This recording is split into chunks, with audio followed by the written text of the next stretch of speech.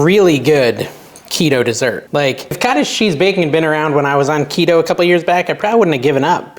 Hey everyone, welcome back to the AI Kitchen. I'm Dave. We call it the AI Kitchen. We don't need to though, it's just Dave, cooking with Dave.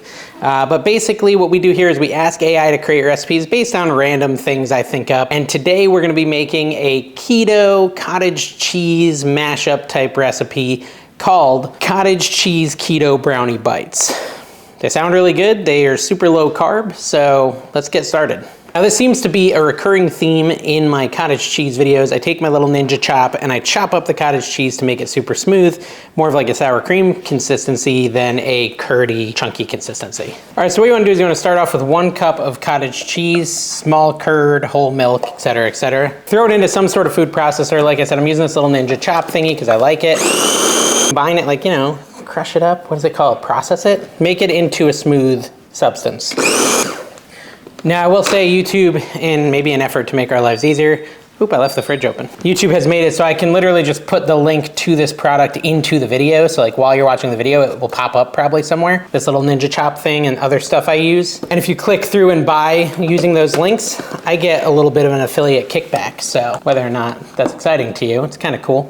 And I think this thing costs like 20 bucks if you end up wanting one. All right, so that's pretty well blended. I'm gonna set that aside and move to the next step, and we're gonna come back to that in a minute. The next step is to grab a bowl and mix our dry ingredients. Now these are a sweet, so we do need to, you know, have some chocolate, right? First, what you wanna do is you wanna take a 1/2 cup of almond flour, put it in your bowl. Then you wanna add a 1/4 cup of cocoa powder. I just got the Hershey's 100% all natural, whatever, cocoa powder. And you wanna do a 1/4 cup of that. That's gonna give you your chocolatey deliciousness. In with the almond flour.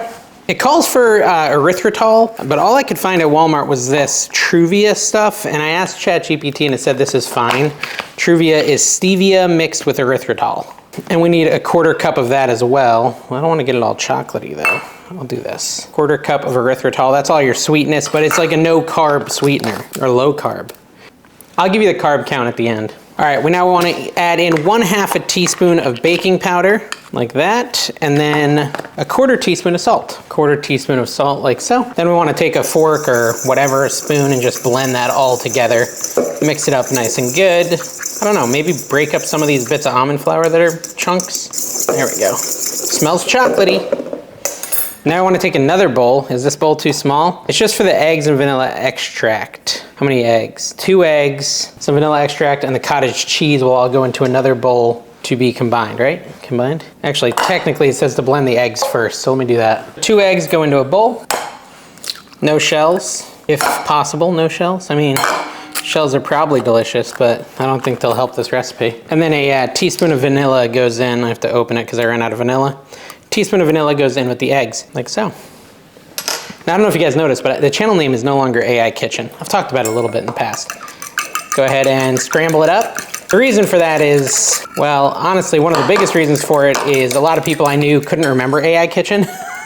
And they were confused by what it meant. And so I was like, yeah, I'm just gonna change it. And when I tried to figure out what to change it to, I decided on Cooking with Dave because it best describes what we do here. I'm not like a professional cook teaching people how to professionally cook. I like to imagine that I'm just having you come into my kitchen and cook with me. And if it goes well, you may do the same at your own home, but it's like we're cooking together. So it's Cooking with Dave now. So now we're gonna add in the blended cottage cheese. Oh, and spill and get egg everywhere. It's all good, it's all good. Everything's fine. Only a minor mess there. Let me get like a spatula. You want your cottage cheese in with your egg mixture, like so.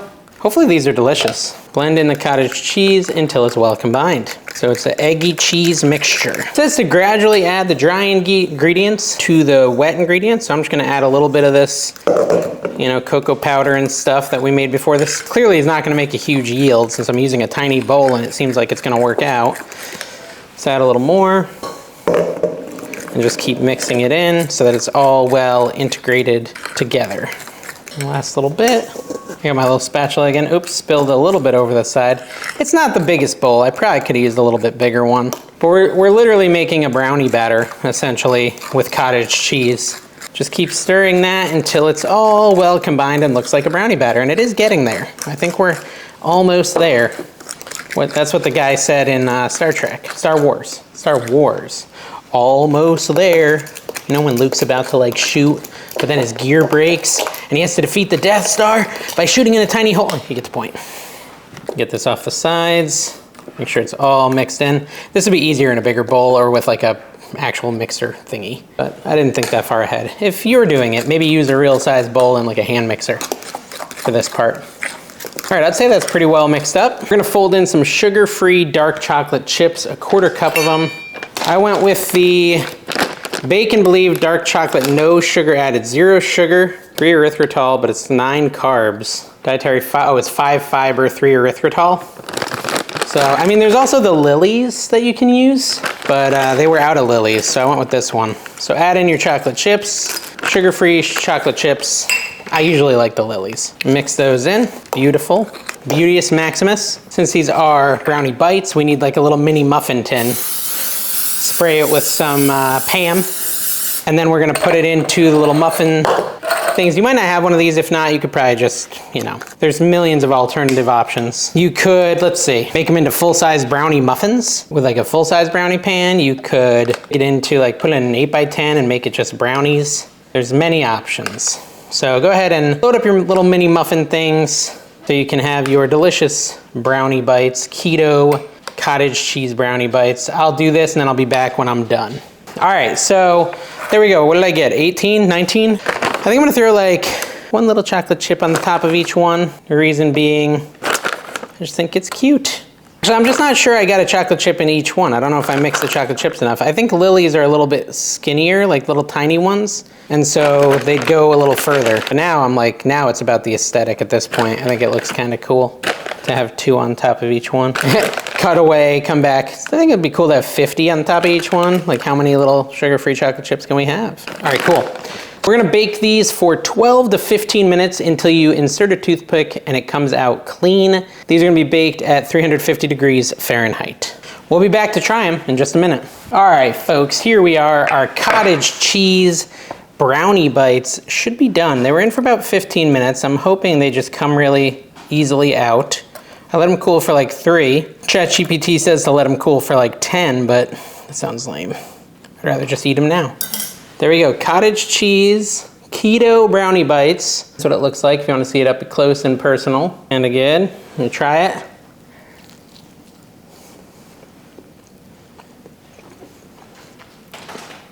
Wow, that's so chocolatey. It's like a little too early to be having that serious of a dessert. That's like straight up dessert, guys. This is a really, really good, it's burning my mouth. Really good keto dessert. Like if cottage cheese baking had been around when I was on keto a couple years back, I probably wouldn't have given up because this is delicious. Now let me tell you about the carbs. There's what they look like inside.